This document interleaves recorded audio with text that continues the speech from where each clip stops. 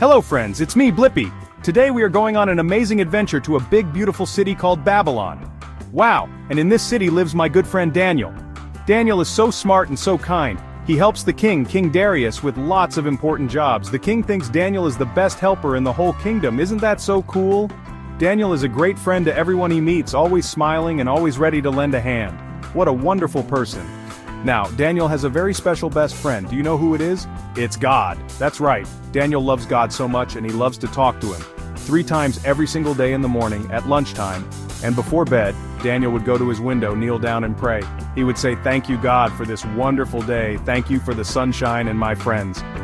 Praying made Daniel feel so happy and close to God. It was his favorite thing to do. Look at him go. He always opened his window wide so he could see the big blue sky while he talked to God. He wasn't trying to hide it, he was proud to be God's friend. It was just like when you get excited to tell your friends about a fun toy you have. Daniel was excited to talk to God and he wanted everyone to know how much he loved him. What a great example. He was so faithful and so full of joy. Being a good friend and loving God made Daniel very wise. The king saw this and knew he could always trust Daniel to do the right thing. King Darius would say, "Daniel, you are so helpful and you always tell the truth. You are my #1 advisor." This made Daniel feel so good, not because he was important, but because he knew he was making God happy by being a good and honest person. He was a true blue friend to the king and to God. But oh no, not everyone in the kingdom was happy like Daniel. There were some other helpers, some silly officials who were very, very jealous. They would look at Daniel and whisper, "Grr! The king likes Daniel more than us. It's not fair." They were grumpy and wanted all the attention for themselves. Instead of being happy for Daniel and learning how to be kind like him, they decided to come up with a sneaky, tricky plan. That doesn't sound very nice, does it? These jealous officials got together in a secret huddle. One of them said, "I know! Daniel always prays to his God. Let's use that to trick the king." They all giggled and rubbed their hands together, thinking they were so clever.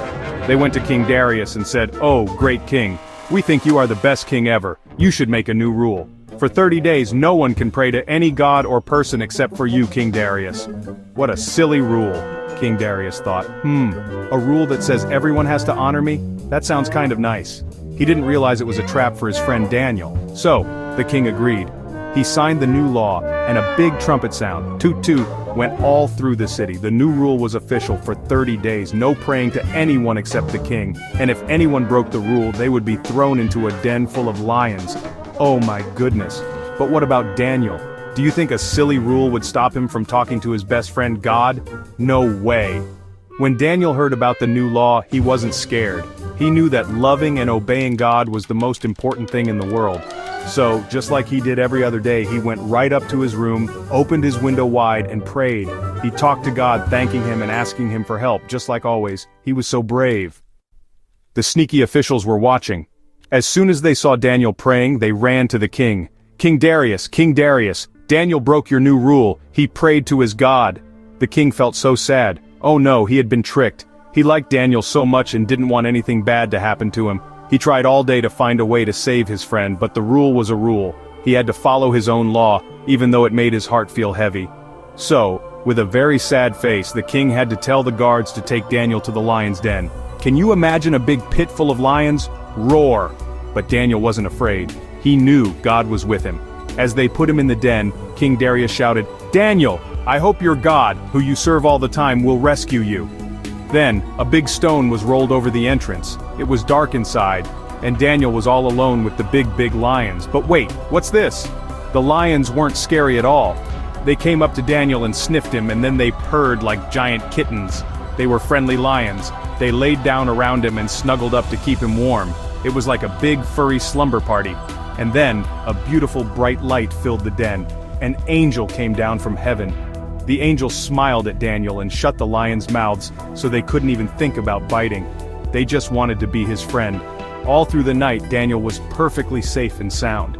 He probably even pet the lions' soft fur and told them stories about God. The angel stayed with him, making sure everything was okay. Daniel knew that even in a dark, scary-sounding place, God was right there with him. He wasn't alone for even 1 second. God sent a special helper, an angel, and even made the lions gentle and cuddly. Wow! God is amazing! The next morning, as soon as the sun came up cock-a-doodle-doo, King Darius rushed to the lion's den. He hadn't slept at all because he was so worried about his friend. He called out with a shaky voice, "Daniel, are you okay? Did your amazing God save you from the lions?" He waited, holding his breath, and then he heard a happy voice from inside the den. "I'm okay, King. My God sent an angel to shut the lions' mouths. I am completely safe. Hooray!" The king was so happy he started dancing and cheering. "Open the den! Get my friend Daniel out of there right now!"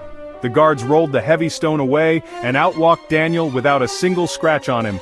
He was smiling and waving. The king ran over and gave him the biggest hug ever. Everyone cheered. Daniel was safe.